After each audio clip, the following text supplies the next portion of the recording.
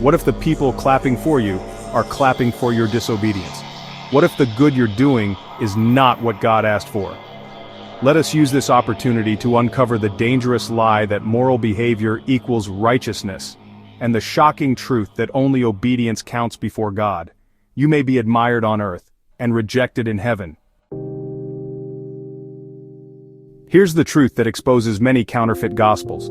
Obedience is divine, behavior is human. God judges based on obedience, His command, His voice, His timing.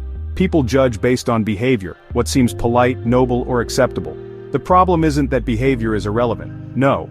Good behavior is essential for human society. It is how we live together, keep peace, and uphold justice. But good behavior is not righteousness before God. The danger comes when we confuse the applause of men for the approval of God. Just because people admire your kindness doesn't mean God accepts it.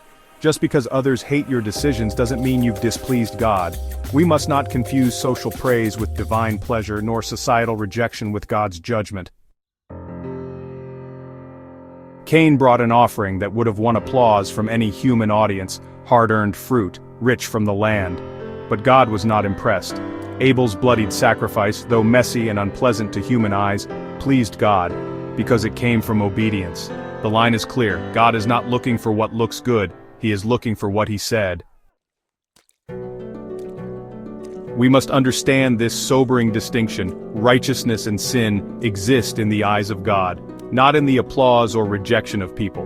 While it's true that sin is disobedience and righteousness is obedience, this definition only holds its weight in the court of heaven. Among human beings, behavior, how we treat one another, how we speak, how we appear, forms the basis of how we are judged. But this human standard, though useful in society, is not what determines our standing with God. Let's make this plain. People need good behavior, a kind neighbor, an honest employee, a respectful child. These behaviors keep the world from collapsing. Without them, we'd live in chaos. Every community depends on manners, ethics, decency. But God does not weigh righteousness the way we do. We often assume if people love me, God must be pleased with me, or conversely, if people reject me, criticize me, or call me evil, then maybe I've failed God too. But these assumptions are dangerous and false. Think of Noah. He was a man mocked by an entire generation. No one applauded his choices. For 120 years, he built a boat under a clear sky, warning of a flood no one believed in. He was considered strange, perhaps even mentally unstable. But in the sight of God, he was righteous, because he obeyed. Or take Jesus himself. He healed the sick, loved the outcast, spoke truth with power and tenderness, and still they hated him. They called him a glutton, a drunkard, a blasphemer, and finally crucified him as a criminal. If public opinion were the scale of righteousness, Jesus would have failed. Even in our modern lives, this confusion plays out constantly. You may be a devoted Christian who chooses to obey God's Sabbath while your friends call you legalistic. You may reject dishonest business deals and lose your job while others praise the one who compromises for the greater good. You might speak a word of truth that offends your family or challenge corruption in your church and be branded divisive. And yet, you could be right in the center of God's will. On the flip side, you may be hailed as a role model for your generosity, your manners, your church attendance, your charity. But if all of it flows from self-will, if it's not grounded in God's word and instruction, it may look good to man but be rotten in the eyes of heaven. Cain was not a murderer when God rejected his offering. He was a worshiper, a farmer who brought the fruit of his labor, likely with sincerity and effort. But he brought what God had not asked for.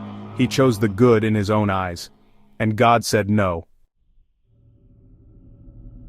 King Saul spared the best of Amalek's livestock, not for himself, but to sacrifice to God, and Samuel declared, "To obey is better than sacrifice." Uzzah reached out to steady the Ark of the Covenant, an instinctive act to protect the holy object, but he disobeyed God's specific command. He died for what seemed good. Even Peter, full of affection, tried to stop Jesus from going to the cross. "This shall never happen to you." But Jesus said, "Get behind me, Satan." Why? Because Peter, in his love, was opposing the plan of God. And what about modern life? A young woman marries a man because he's a good person but never seeks God's counsel. She finds herself years later in spiritual ruin. A preacher adapts his messages to appeal to crowds, avoiding topics that may offend. The people love him, God weeps. A student cheats on an exam just this once to get a scholarship, planning to use the degree to serve the Lord.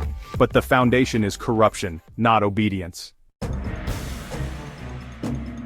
We must ask, did God command it? Did God approve it?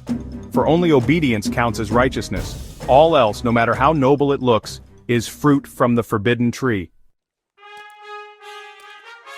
Now you know, good behavior is not always obedience, and obedience will not always look good.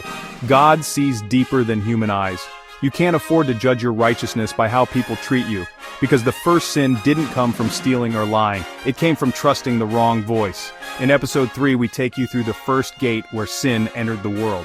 What happened at that gate still happens today. Don't miss it. Your view of sin, obedience, and salvation is about to be completely undone.